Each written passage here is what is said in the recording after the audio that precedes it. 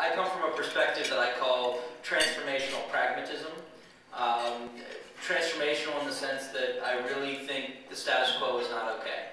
It's not okay that 30,000 human beings around the world die every day of hunger and preventable disease. It's not okay that we can't figure out a 21st century transportation and infrastructure plan for the state just because we have a Republican-Democrat divide and a North-South divide. It's not okay that we're seeing the middle and working class disappear. It's not okay that we're wrecking our climate. It's not okay that we're having to fight so many wars because we don't invest in the diplomacy and intelligence that prevents wars from having to happen in many, many cases. So these are things that we have to transform, and we have to think about them very, very boldly. It's not a time, I think, for incrementalism, but for bold change. But the pragmatism is because I think for many, particularly in my generation, we found that that some of the old school approaches, some of the command and control approaches simply aren't as effective and functional as many creative ways we can think about that, whether it's an education reform or whether it's market-based approaches on environmental protection and energy independence or other things. For many of us, we start with the question, what solves the problem? Not what does our side think or that side think. But this pragmatism is very different than what people inside the Beltway, with all due respect, like to deify as bipartisanship. Bipartisanship in and of itself does not necessarily produce better ideas. Postpartisanship does. Postpartisanship means instead of saying, well, maybe if we take half of one side and half of the other side, that leads to the best whole idea. It doesn't necessarily. Too often in DC, what bipartisanship means is either adding one side's pork to the other side's pork in order to get something through, or, like with the jobs bill we saw recently, watering it down so much that it's merely a symbolic vote by the end, and not something that's going to meaningfully get us prepared for the summer building season that's really already getting underway. So what we have to start with is not what will the mainstream media check the box on and say, okay, this meets bipartisanship, or that David Broder will approve of, or something that simply gets some votes on this side or that side of the aisle. The question has to be, does it solve the problem? I come from a generation that many have called the community service generation, because when we came out of school, we wanted to change our communities, we wanted to change the world, but we saw politics as too broken to do it. So many of us either went into business to try to make enough money to be able to support change, or went into the nonprofit sector and saw it as what we came to call justice entrepreneurship. Creative, innovative approaches for high-risk, high-return impacts on social justice. I moved after law school to the West African country of Sierra Leone during the tail end of the Blood Diamonds War, and worked very hard on helping deliver the peace deal there, working with former child soldiers, with the amputees, with women who survived years of sexual violence, and helped prosecute the warlords in that area, including being a big part of the diplomatic showdown with the dictator Charles Taylor in Liberia. And here was a situation where it was not acceptable that this guy was in power. It wasn't acceptable that he was continuing to wreak havoc over an entire region. But instead of the only approaches being to look back and do nothing and maybe write a human rights report from the left, or from the right, just unilaterally bomb the bejesus out of anyone on our own terms, we were able to force him from power using an international war crimes indictment, an over-the-horizon threat force, and internal political and military pressures to remove him from power without a single bullet being fired. And to do so in a way that led to the election of the first female head of state in all of Africa.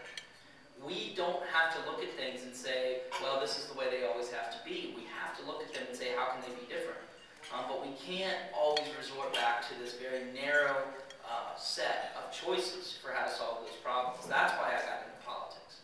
I got back from Afghanistan in the summer of '07, and I was sick of coming to Washington and trying to convince people that there was a real strategy for security there. I'd come back in '05, and we'd seen already how badly we were losing ground there, and really predicted everything that has come to pass, not just me, many others who were on the ground there. There are solutions to these things. The major limiting factor, though, is political will. And political will and creativity. So right now, where are we? We are in the greatest recession since the 1930s. And even though Wall Street, for the most part, and a lot of people in the top 10% have come through this recession and are starting to be hopeful again, those gains haven't hit the working middle class. We are still in an economic crisis. We still have over 20 unemployment in some of the towns in my district.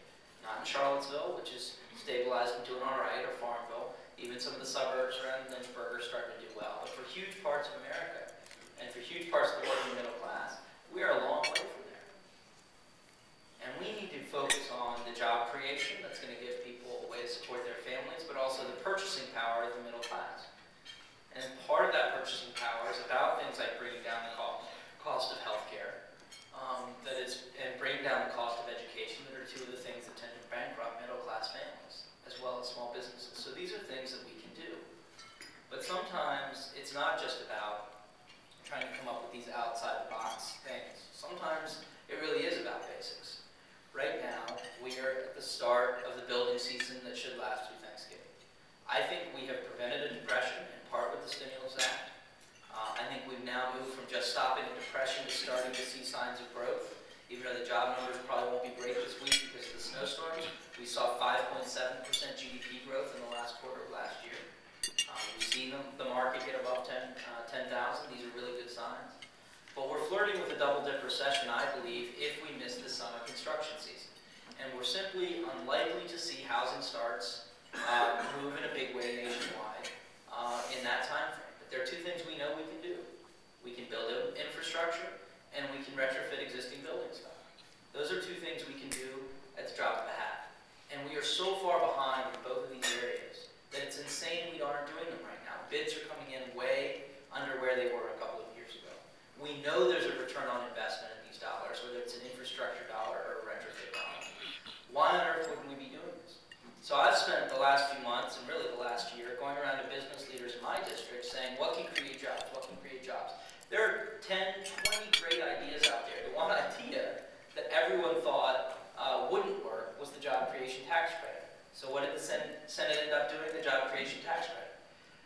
We can't focus on something just because you can get a couple of Republican senators to agree to it. If it's not good policy, it's not what we should be doing. And I don't think construction is a particularly Democratic or Republican idea. So it shouldn't be about whether this is where we can reach bipartisan consensus. It should be, does it solve the problem? And right now, whether it's that infrastructure investment, whether it's direct lending to small business, or whether it's major incentives for retrofitting of existing building stock, and I mean residential, municipal, and commercial, these are things that are going to make us more competitive. And this is just what I want to end on, and maybe we can get into some politics during the Q&A. We, at the core, have been getting outcompeted for 20 years. And it's going to be tough for us to outcompete in the global economy. We know we're not going to do it by ever having labor costs or environmental costs that are as low as many other parts of the world. But we're also getting outcompeted by countries that actually have higher regulation and higher costs, like Europe. Why? Because they're making unprecedented investments in workforce development and education, in infrastructure, and in the economic growth areas of the future. Energy is the most obvious one of those. For all of the politicizing of the energy independence effort, keep in mind, cap and trade was a Republican idea, and it was a good Republican idea. The first President Bush used it to solve the acid rain problem, and it is unquestionably the most efficient and effective piece of environmental legislation that ever passed. John McCain and others supported it. Other Republicans supported it as the right approach because it uses capitalism and the profit motive to unleash the innovation that is going to get us to the moon in this context. That's energy independence. It's a good idea because it's a market-based solution that nonetheless says we are going to transform the incentives in our economy. We're going to send a signal of a carbon-constrained environment. And the government is not going to tell you exactly what you have